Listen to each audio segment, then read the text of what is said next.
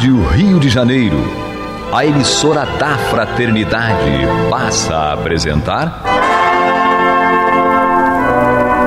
Luz na Penumbra, programa que leva ao seu coração a mensagem da doutrina espírita.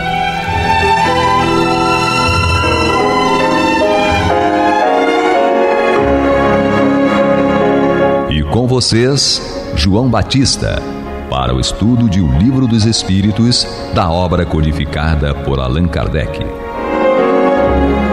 Papai do céu nos guarde e nos abençoe. Louvado seja nosso Senhor Jesus Cristo. E que possamos fazer do tempo esta dádiva que a todos nós é dada de maneira igual, um recurso a mais, para que a nossa caminhada seja cada dia mais firme e consistente na conquista dos valores espirituais que nos levarão à verdadeira felicidade. Hoje temos aqui conosco Leir Storti para o estudo. Queridos amigos e irmãos, a alegria de estarmos reunidos e sempre o conselho: leiam muito, estudem profundamente, conversem, troquem ideias, criem cada um o seu próprio entendimento sobre esta doutrina e não a vejam apenas como religião. É a nossa realidade e precisamos compreender a nossa verdade para ser feliz. Dario. Olá, queridos ouvintes, estamos novamente aqui para realizar mais um estudo do Livro dos Espíritos, por autorização de Deus. E last but not least, né? A minha dona dos olhos de safira, Angélica. Euzinha. Muito bom estar aqui de volta para dar sequência nesse estudo e que seja o estudo a nossa alavanca de progresso. Então, hoje faremos o estudo das perguntas de 21 a 22A. Aparentemente é curto, mas o material é muito. Vamos começar com Dario. Bom, pergunta 21, que Kardec faz aos espíritos. A matéria existe de toda a eternidade como Deus ou foi criada por ele em certo momento? A resposta dos espíritos: só Deus o sabe. Entretanto, há uma coisa que a razão vos deve indicar: é que Deus, modelo de amor e caridade, nunca esteve inativo. Por mais distante que consigais imaginar o início de sua ação, podereis concebê-lo um segundo que seja na ociosidade? Então, Deus não para. Desde que o universo foi criado, ele não para. E isso Jesus falou na Bíblia. Eu trabalho até hoje, né? E está trabalhando no momento. E então, ele criou, agora só ele que sabe das coisas. Não tem como a gente dizer se a matéria existe toda a eternidade ou foi criada por ele em certo momento. Só Deus sabe como é que ele fez isso. Só Deus, porque ele trabalha, e a maneira dele trabalhar ainda nos é desconhecida, mas que ele trabalha, que ele não para. Se é um ser que está onisciente, onipresente e é onipotente, ele não pode, um átimo de segundo, fechar os olhos, deitar numa cama e descansar, tirar um soninho. Isso não existe, tá? Ele está dentro de nós, ele está presente em todos os lugares ao mesmo tempo. Ele tem noção de um galho, uma folha de uma árvore que cai, ele sabe. onde quer que esteja essa árvore. Então ele está sempre ativo, trabalhando. Para ele não tem dia ou noite, tá? Para ele não tem as coisas que nós, seres humanos, muito pouco evoluídos ainda, temos a capacidade de compreender. Ainda tem muita coisa para que o nosso véu vá saindo dos nossos olhos, para que o conhecimento vá se adquirindo para nós.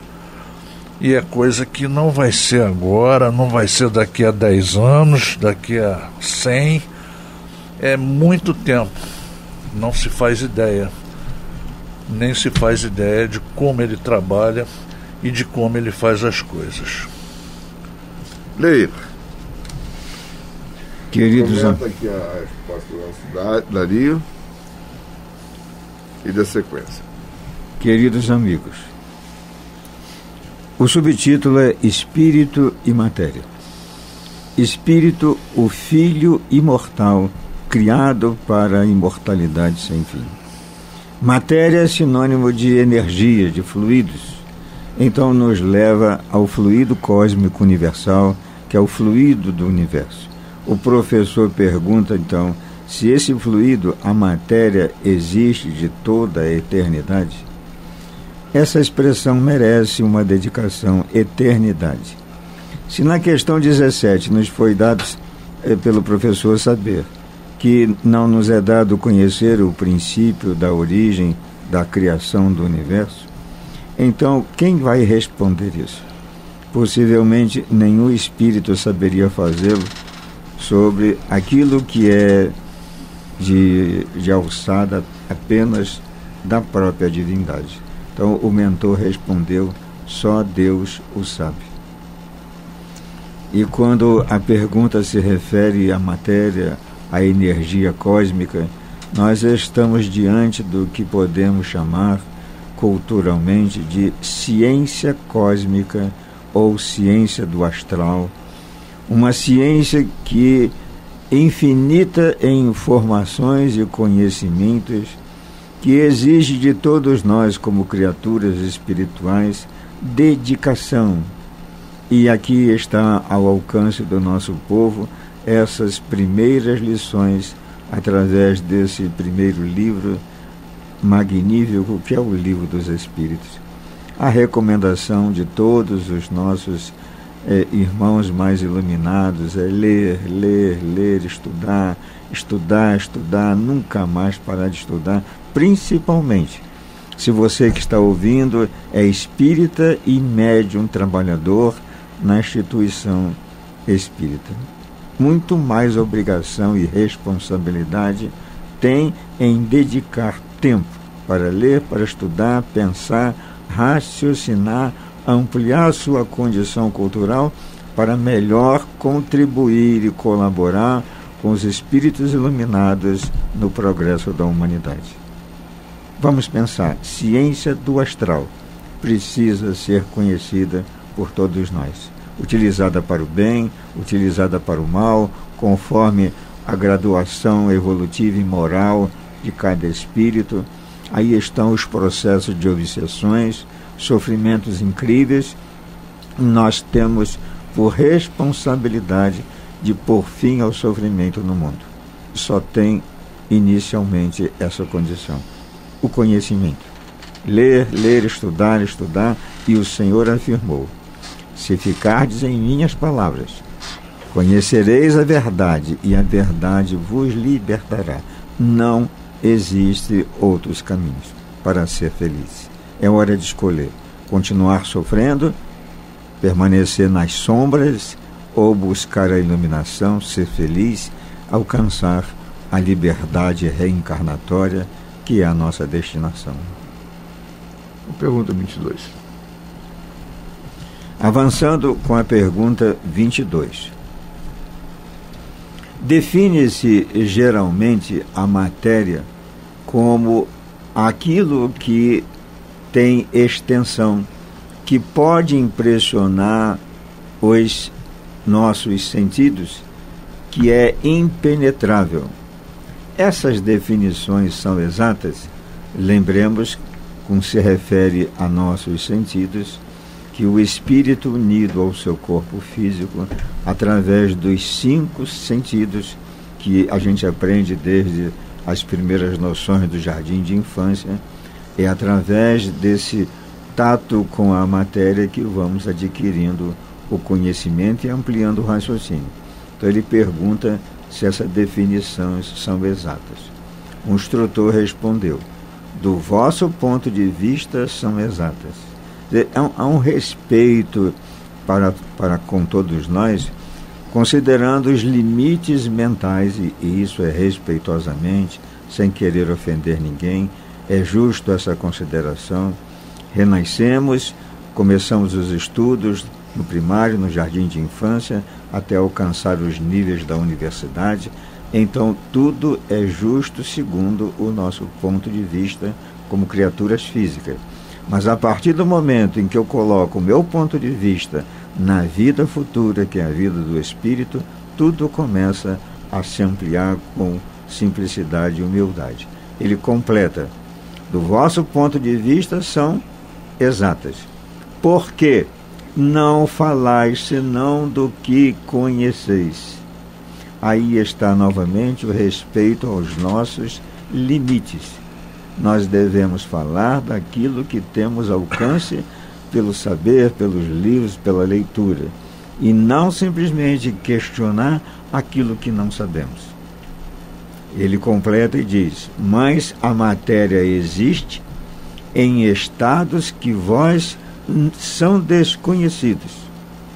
Pode ser, por exemplo, tão etérea, sutil, que nenhuma impressão vos cause nos sentidos.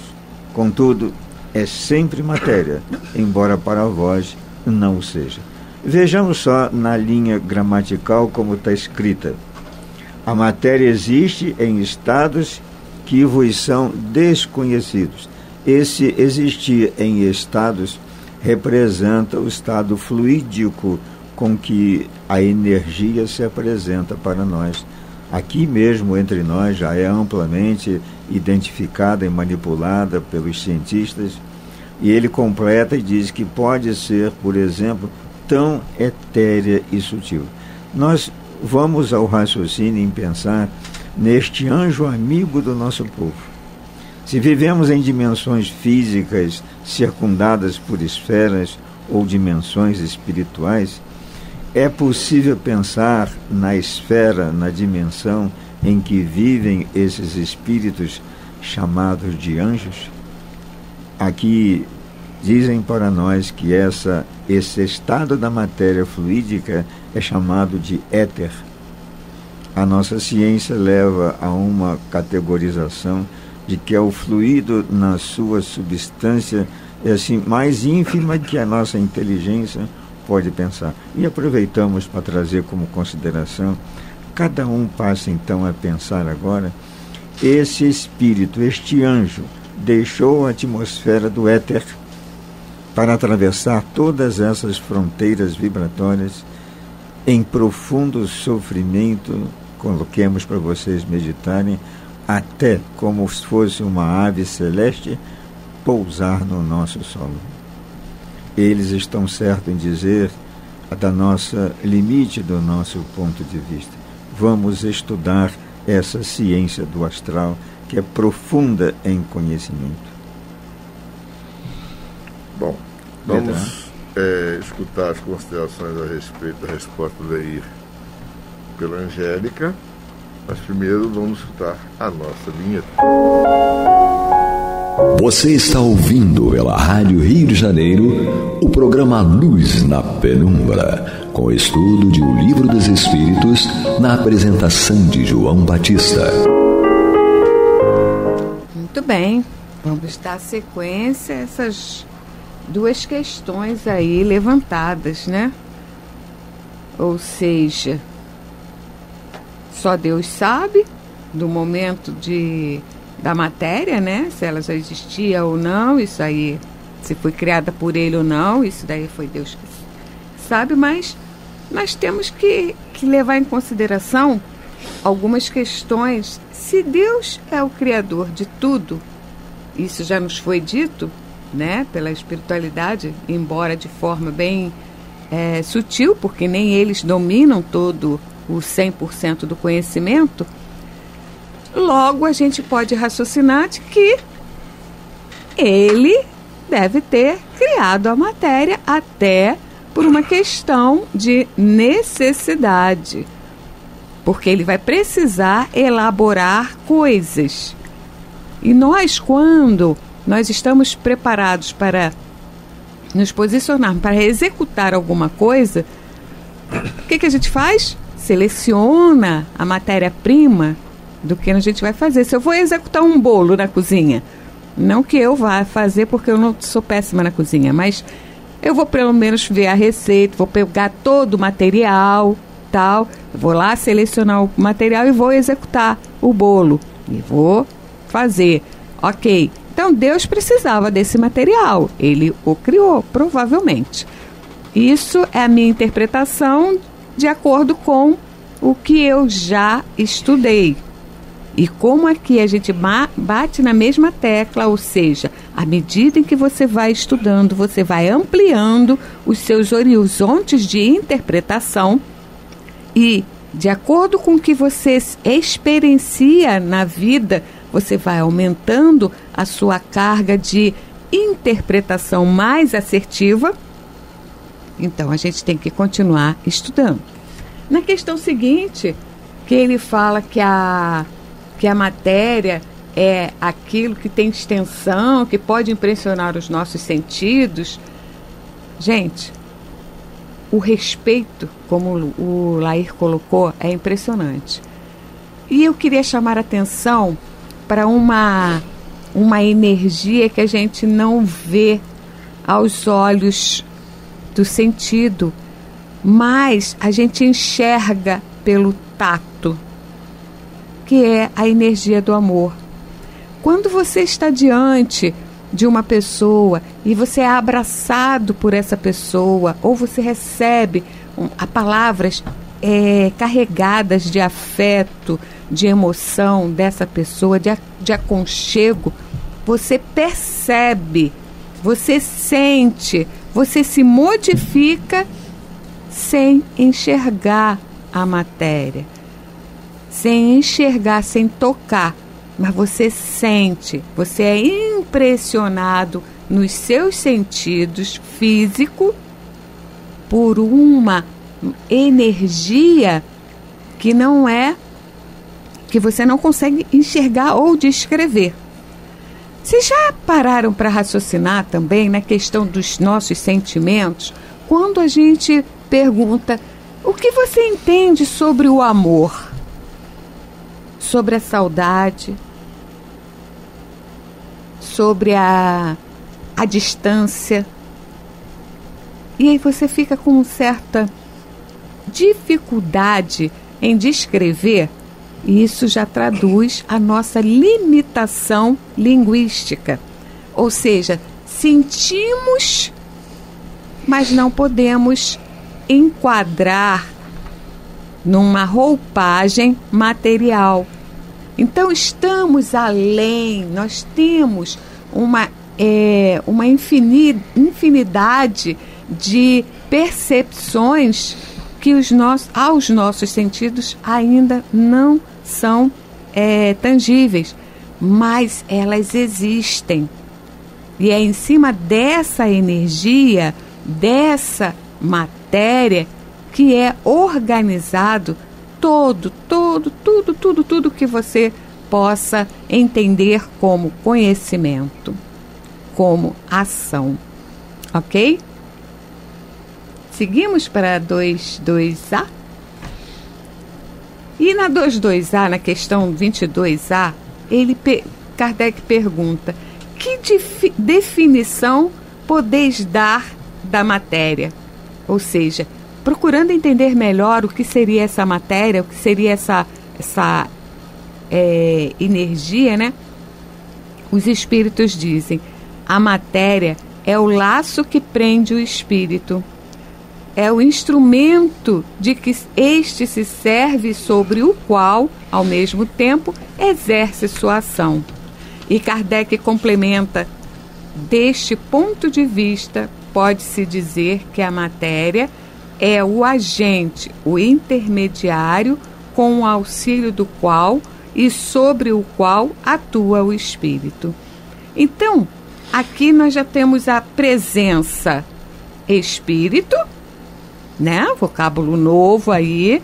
Já temos lá conhecimento Deus e chegamos à matéria. Então nós temos aí um tripé de ação, né? A tríade de ação e de construção de todo desta fundamentação que é a nossa existência.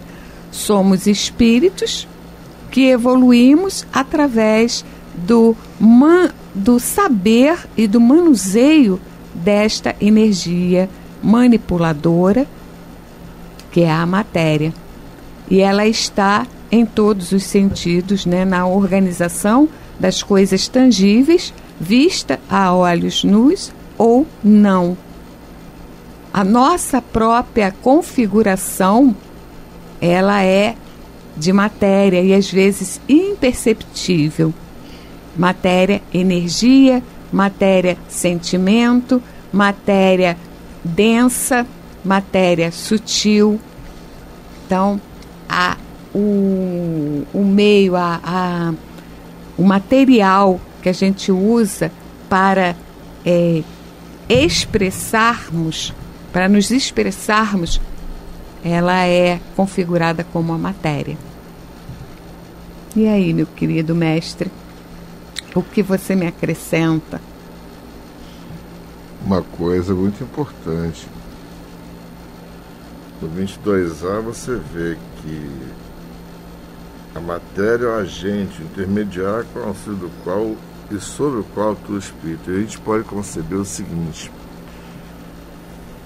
a própria teoria da relatividade nos diz que energia e matéria são ambas uma mesma coisa.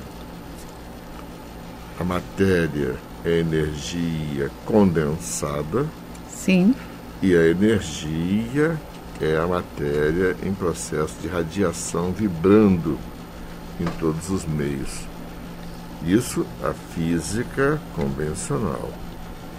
Ao mesmo tempo, os espíritos nos dizem que a matéria é a ferramenta da qual se utiliza o espírito. Ou seja, é a forma, não somente é o processo de ligação no espírito, como também o instrumento de que este serve, sobre o qual ao mesmo tempo exerce sua ação. E vamos pensar, quando nós impomos as mãos sobre uma água e ela se fluidifica, nós somos espíritos. Nós somos capazes de fluidificar a água. Quando nós fazemos um carinho num filho nosso, num neto nosso, que está febril e a criança melhora, nós estamos fluidificando aquela criança para que ela possa melhorar. Ou seja, nós podemos utilizar a matéria de várias maneiras, já como encarnados que somos. Intenção é matéria. Exatamente. Não, aí intenção é matéria. E aí nós vamos um pouquinho adiante, tá? Os espíritos dizem na pergunta número 7 que imaterial, número 13, desculpem, que imaterial só Deus. Exatamente. Ou seja, amor, inveja, egoísmo, orgulho, preguiça, boa vontade, carinho pelo próximo, solidariedade, são energias que nos mobilizam e que estão no meio à nossa volta. Tudo isto é matéria. E que impressiona o espírito. Exatamente. Marca Exatamente. Como se você fosse dar uma Então, martelada numa madeira. Exatamente. reflitamos a respeito disso, tá? Porque o nosso pensamento também é energia e matéria. Sim. Temos que refletir bem, falar bem, pensar o bem e agir o bem, para que possamos aprimorar o nosso mundo e o nosso meio. Que Papai do Céu nos guarde, nos abençoe, hoje, agora e para todos sempre. Que louvado seja nosso Senhor Jesus Cristo, e que possamos fazer do tempo esta dádiva que a todos nós é dada de maneira igual, um recurso a mais para que a nossa caminhada seja cada dia mais firme e consistente, da conquista dos valores morais que nos levarão à verdadeira felicidade. Graças a Deus. Você está ouvindo o programa Luz na Penumbra.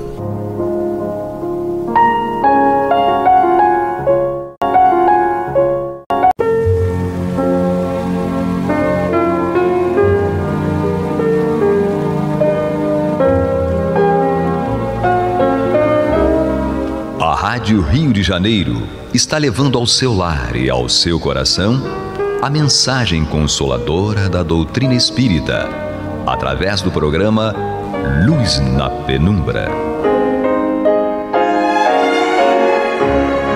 E agora com vocês, Antônio de Pádua Barbosa e Marta Batista. Olá, meus amigos, muito boa noite. Estamos aqui de volta para dar continuidade ao programa Luz na Penumbra, no qual nós estudamos o Evangelho segundo o Espiritismo de Allan Kardec. Estamos no seu capítulo 5º, Bem-aventurados os aflitos. E, como sempre, temos aqui a presença de Marta Batista, que vai nos brilhantar com seus comentários a respeito dos textos que Kardec nos trouxe, através das mensagens que ele recebeu, no caso agora que nós estamos estudando. Estão quase no finalzinho do capítulo, né? Então Marta vai nos trazer esses estudos sob a supervisão técnica do nosso muito amado Pablito, o Pablo. Isso, muito bem. E nós vamos então desenvolver o item 26, provas voluntárias, o verdadeiro silício. Então, qual é a proposta desse texto, né? É justamente, ele veio através de um anjo guardião e o texto chegou em Paris em 1863. É justamente de nós entendermos o que realmente o silício, que verdadeiramente agrada a Deus. Quer dizer, silício é o sacrifício, né? Se a gente entender ipsilíteres, o silício seria uma espécie de amarração, né, que se colocava na perna, cheio de ferro, né, ou de aço, enfim, e que aquilo tinha que apertar bem, furava a pele, e aquele silício, então, era considerado algo que resgatava os erros da pessoa. E é até interessante que a gente viu, né, de forma bem explícita, naquele filme do Dan Brown, né, não foi o Anjos e Demônios, não foi o outro, o Código da Vinci. E a gente vê, né, o silício, aquele padre, né, apertando aquilo com uma espécie de uma correia, né, e a correia era toda dentada, e ele apertava aquilo para ferir, para penetrar na carne, né. Então, era uma forma, né, era uma autoflagelação, uma forma que determinados segmentos religiosos entendiam, né, no passado, que seria justificável os erros cometidos, né? Muito bem, e aqui por isso esse espírito do anjo guardião acha necessário, né, e se ele acha necessário é porque realmente ainda tem muita gente equivocada, né, fazendo sacrifícios que não agradam a Deus. E ele então veio nos elucidar, com certeza, né, apiedados de nós.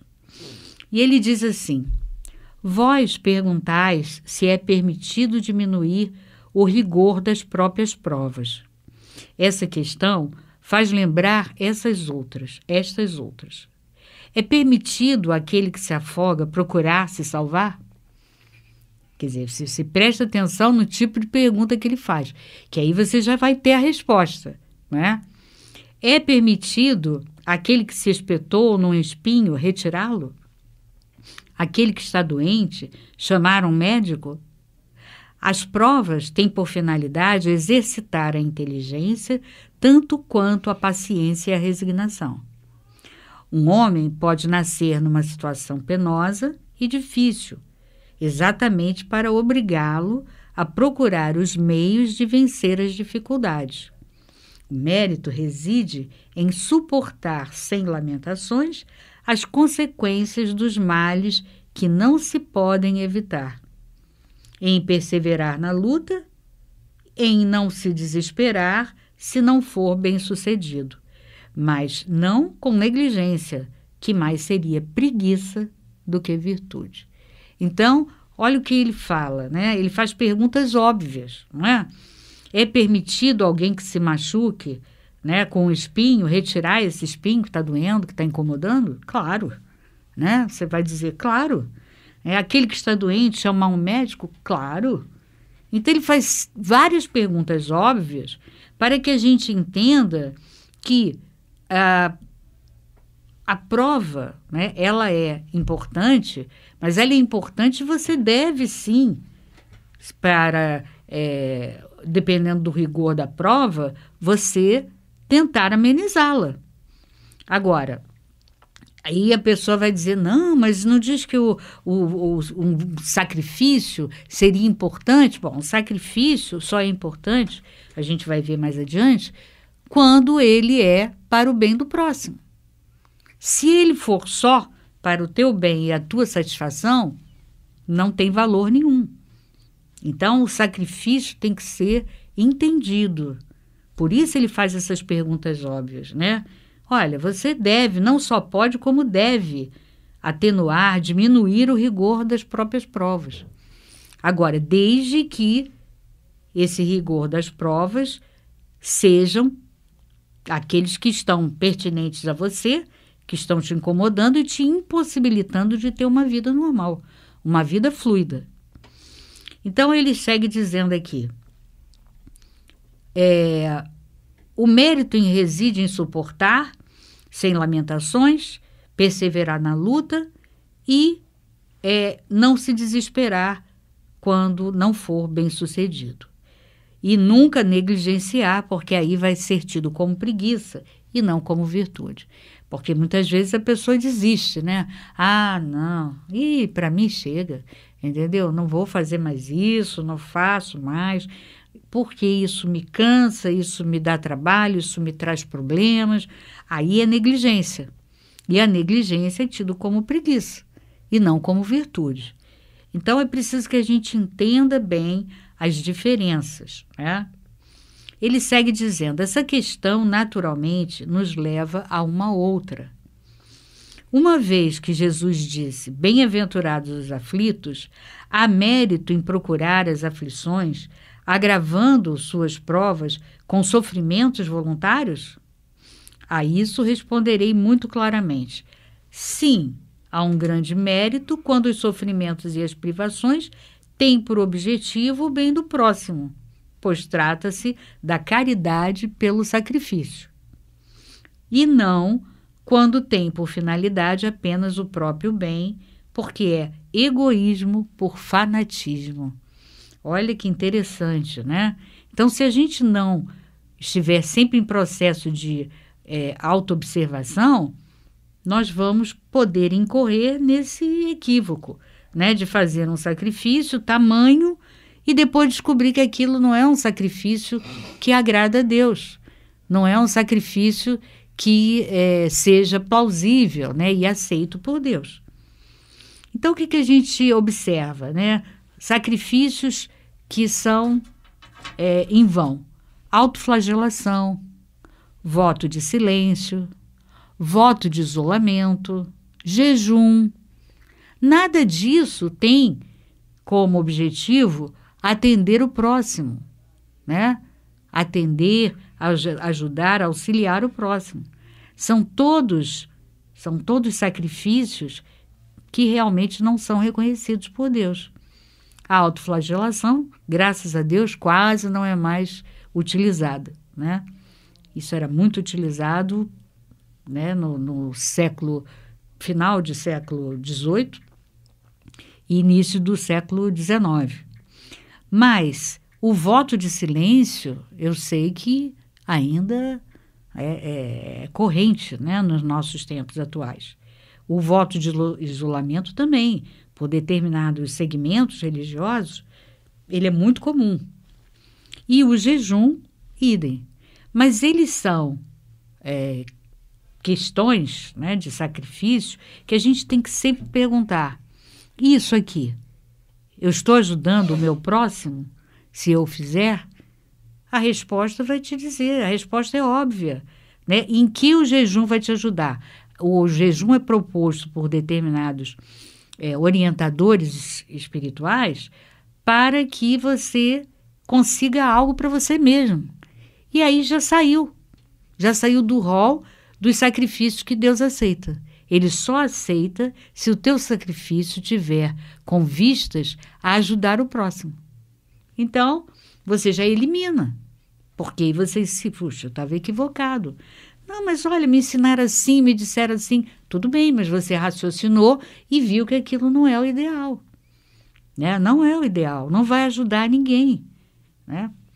O voto de isolamento, depois tem até uma questão no Livro dos Espíritos que fala sobre isso, a 657.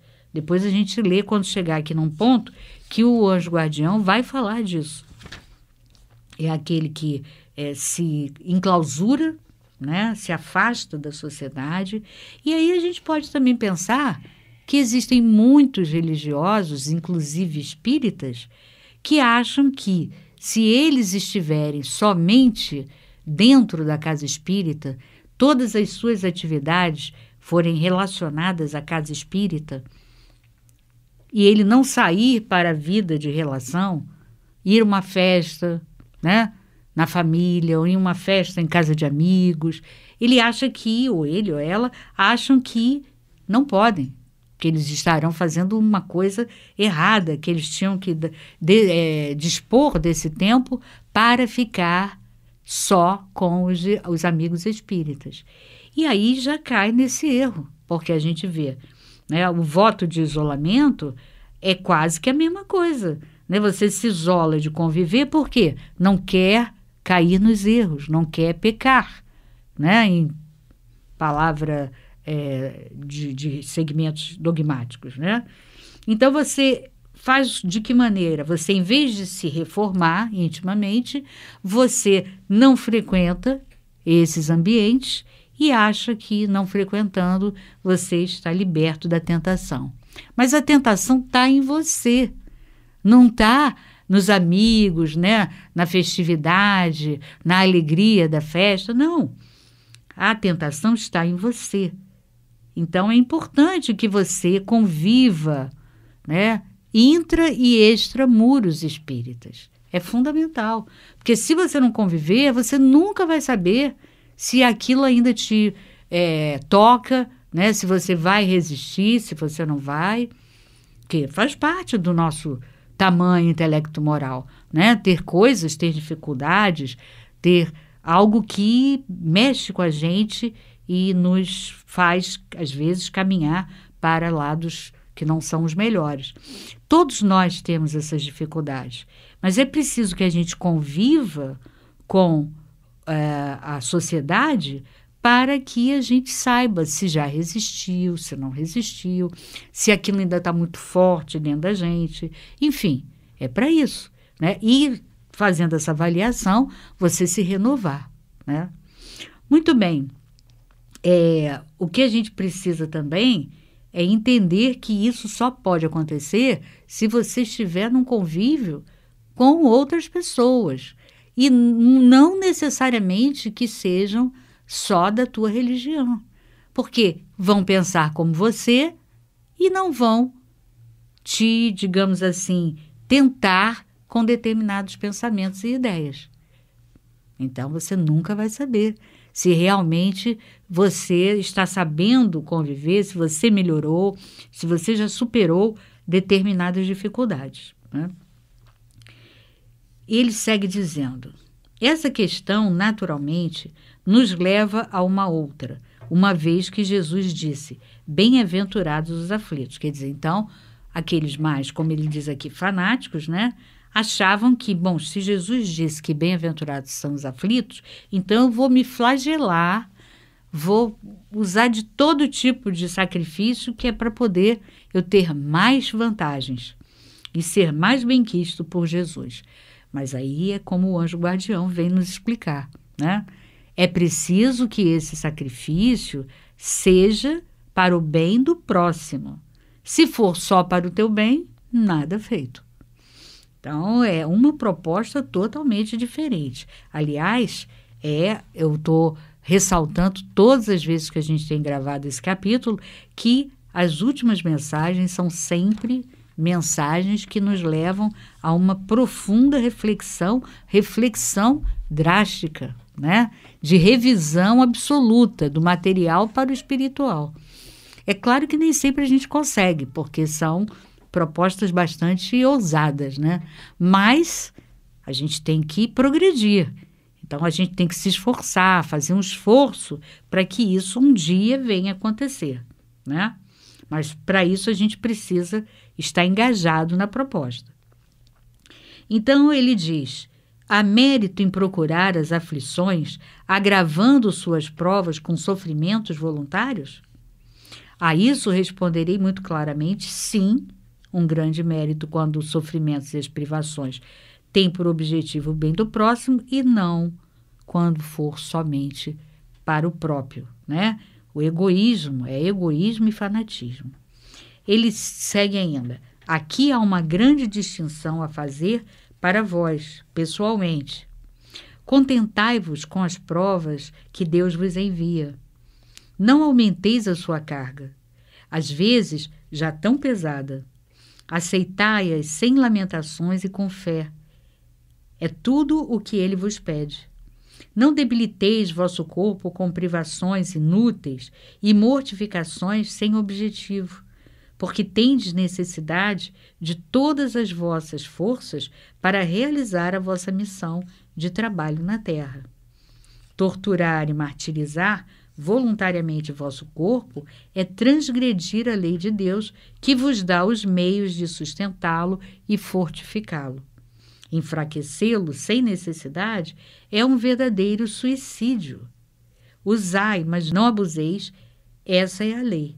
O abuso das melhores coisas acarreta em punição por suas consequências inevitáveis. Até mesmo, né, se você abusa, né, a alimentação é fundamental para a sobrevivência do corpo físico. Mas se você abusar da alimentação, o que vai acontecer? Vai ter consequências terríveis, consequências diversas, né? Então, é a proposta dele, né? Prestem atenção e aceitem já as provas pelas quais vocês passam, que já não são poucas e são pesadas. Então, que a gente entenda isso, né? Senão você vai querer ser mais justo que o rei, como diz o popular. E aí não vai dar certo, com certeza, né? A gente mal suporta as provas que passa, né? Então ainda vai arrumar mais outras provas? Não dá. E ele diz: bem diferente é o que acontece quando alguém se impõe sofrimentos para o benefício de seu próximo. Aquela pessoa que prefere viver de uma forma mais simples, apesar de ter uma condição financeira boa, ela prefere viver de uma forma mais simples para poder usar uma parte do seu dinheiro para ajudar mais pessoas.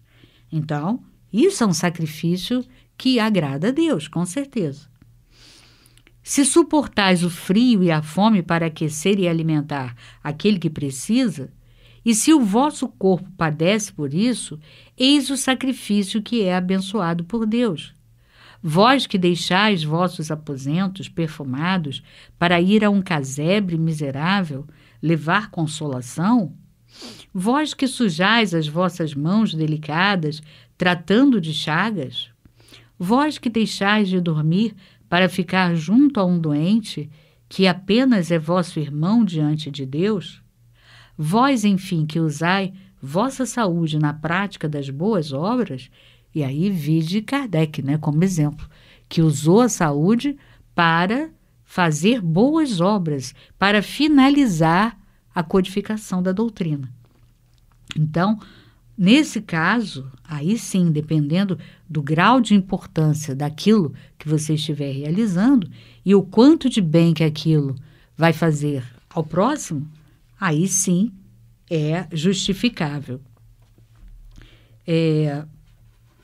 Vós que deixais de dormir para ficar junto a um doente, que é apenas vosso irmão diante de Deus, vós que usai vossa saúde na prática das boas obras, esse é o verdadeiro sacrifício, o verdadeiro cilício abençoado, porque as alegrias do mundo não ressecaram vosso coração. Não vos deixaste levar pelos prazeres ilusórios da fortuna, mas vos transformastes em anjos consoladores dos pobres desvalidos. Olha que interessante, quer dizer, aí sim, porque você está se sacrificando, poderia estar viajando, fazendo mais coisas, tendo mais conforto, mas você procura ter o básico, aquilo que, lógico, você pode ter, e reserva uma parte desse dinheiro para ajudar aqueles que necessitam, que não é pouco, né?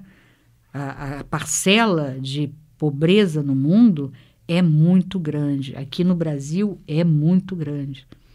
Então, desse jeito, você estará praticando o sacrifício que realmente agrada a Deus. E ele termina dizendo: mas vós, que vos retirais do mundo para evitar as suas seduções e viver no isolamento, qual a vossa utilidade na terra?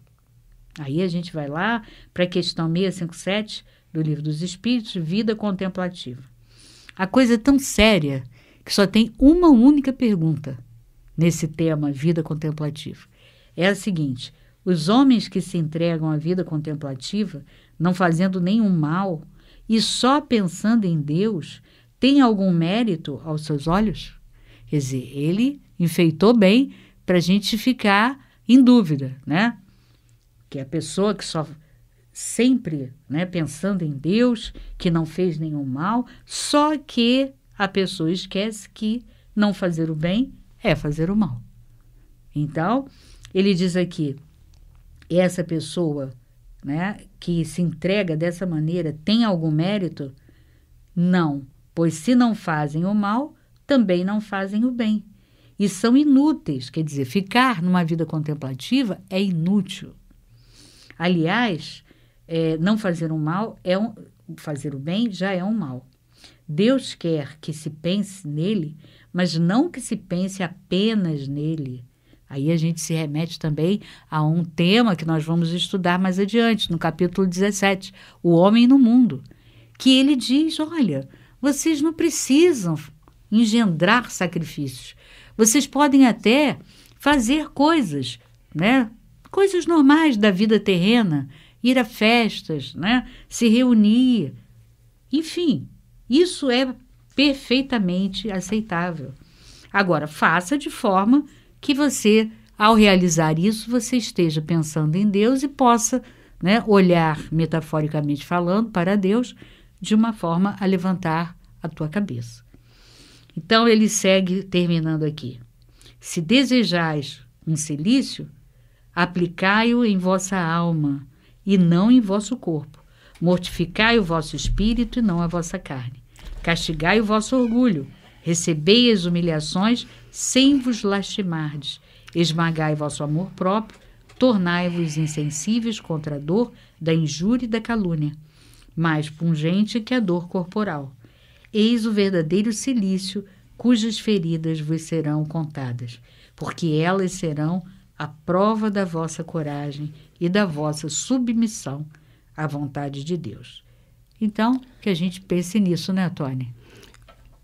Sim, irmão, até só lembrar a nossos amigos que sigam aquilo que está no livro de Oséias, no capítulo 6, item 6. Porque eu quero a misericórdia e não o sacrifício. É o conhecimento de Deus mais do que os holocaustos. Eu quero que vocês me amem e não me ofereçam sacrifícios. Em vez de me trazer ofertas queimadas, eu prefiro que o meu povo me obedeça. Fazer a vontade de Deus é amar o próximo, né? Exatamente. Então, é isso aí. Fica o recado, né? Procure lá o livro de Oséias. Exatamente. Não, e assim, eu acho que a pessoa vai até se regozijar, vai ficar feliz, né? Em descobrir que ela estava fazendo sacrifícios que a incomodavam, mas que ela não se sentia com coragem para discordar, né? Porque havia vindo de pessoas aparentemente, né, acima delas. Então, é algo até de alegria, né? Para desconfigurar e desmistificar o erro, né? É isso aí. Uma boa noite a todos e muita paz. Muita paz a todos.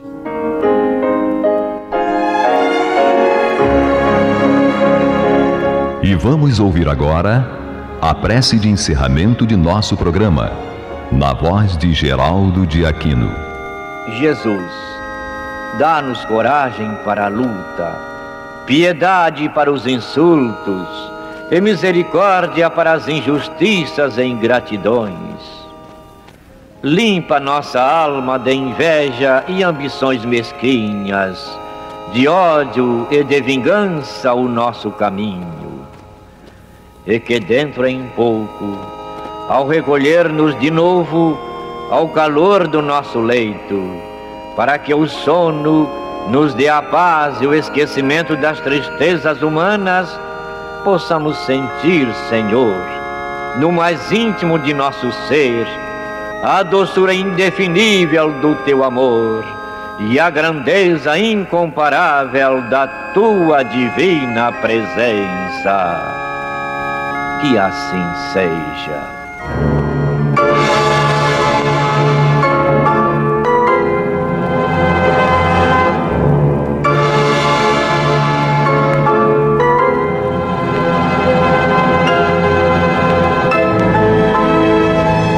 Acabamos de apresentar o programa Luz na Penumbra, que voltará a ser apresentado amanhã às 21 horas nesta emissora.